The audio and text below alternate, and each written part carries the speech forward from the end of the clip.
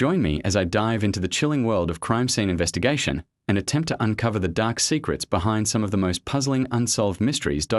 Every year, more than 250,000 violent crimes in America remain unsolved. Evidence gets lost. Stories change. And sometimes, what's missing isn't a clue, it's the truth itself. But what if the truth wasn't lost by accident? What if someone erased it? In the world of forensic science, every small trace tells a story. A single bullet casing, a torn fiber, a streak of brake dust on asphalt, all can point to guilt or innocence. But when the people documenting those clues are told to omit the most vital piece of the puzzle, it becomes more than an investigation. It becomes a mystery in itself. Tonight, we go to Washington, D.C., where a police officer's sworn testimony exposed a startling command: leave the gunfire out of your report. This isn't fiction. It's a real case that unfolded under flashing lights, government badges, and the cold silence of authority. Every crime scene investigator faces pressure. Pressure to be accurate, to be quick, to be loyal. And in joint operations between city police and federal agents, that pressure can twist into something darker. Reports must be filed. Chain of command must be followed. But what happens when the chain becomes a chokehold, squeezing out the very truth those reports are supposed to record? It's a moral maze. A place where following orders can mean burying facts.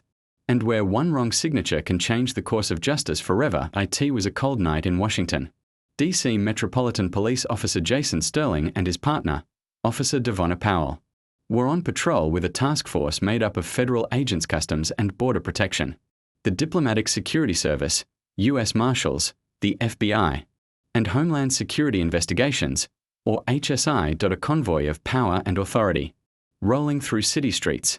Then, they spotted a white Dodge Durango. Heavily tinted windows. No front license plate. Minor, routine infraction. They flipped on the lights. The driver, later identified as Phillip Brown, shifted lanes. Slowly. Deliberately. To the officers, it looked suspicious. To Brown, it was probably just confusion. Sterling backed off, letting the federal agents take the lead. Moments later, what should have been a calm traffic stop erupted in chaos. 3 gunshots tore through the night. A Homeland Security agent opened fire. 2 bullets blasted through Brown's passenger seat. One ripped through the air, grazing near his jacket's collar. Brown was yanked from the SUV. No weapon found. No gunfire returned. And yet, in the official record, it was as if the shots never happened. When the reports were filed, not a single mention of the shooting appeared. Instead, they described a simple arrest. A driver who rammed another car. A man who fled from law enforcement. But no gunfire. No bullets. No mention that Brown had been inches from death. Days later, the truth finally surfaced, inside a courtroom. Officer Jason Sterling testified under oath that he had been ordered by a team leader not to include the shooting in his report. He followed orders, but later broke the silence. And his testimony shattered the facade. Phillip Brown's attorney, Kwamieko S. Judkins, couldn't believe what she heard. Her client had been nearly killed over a missing front plate, and neither she nor the prosecutor even knew gunfire had been exchanged. The body cam footage? Locked down. The truth? Buried behind an ongoing investigation. Despite this, the prosecutor offered Brown a plea deal. Take it now or lose it forever. A deal made without knowing that a federal agent had pulled the trigger. It was only when Sterling spoke up that everything unraveled. The case was dismissed for lack of probable cause.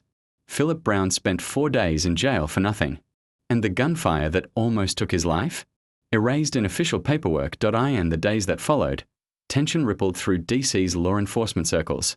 The Metropolitan Police Department launched an internal investigation. Homeland Security defended its agent, claiming he fired in self-defense, saying Brown had driven toward officers, endangering lives. But behind closed doors, officers whispered about what really happened. Was it panic? Miscommunication? Or something far more deliberate? An attempt to hide a mistake that could cost a career or a reputation? The bullets were recovered. The car was impounded. But the truth remains tangled in red tape and silence, and in the shadows of bureaucracy, one thing becomes chillingly clear. Evidence doesn't just disappear by chance. It disappears because someone decided it should. Forensic analysts know that every scene tells a story. The angle of a bullet, the depth of a tire mark, the residue of gunpowder, they don't lie. But human beings do. And when reports are rewritten, footage is sealed, and the narrative is cleaned up to fit a convenient truth, Justice becomes selective. Maybe the agent fired in fear. Maybe the officer followed orders. But someone made sure that 3 gunshots never made it onto the page, "Die in a city built on secrets." Perhaps this is just another one. A truth that was never meant to see daylight. Because sometimes, the most haunting mysteries aren't found in cold cases. They're hidden in plain sight, inside the very system meant to solve them. What do you think really happened that night? Was this a moment of self-defense, or the beginning of a cover-up?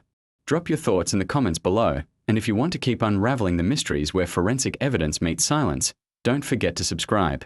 Up next, we'll look at a case where one forgotten fingerprint cracked a secret buried for decades, proving that the truth, no matter how deep it's buried, always leaves a trace.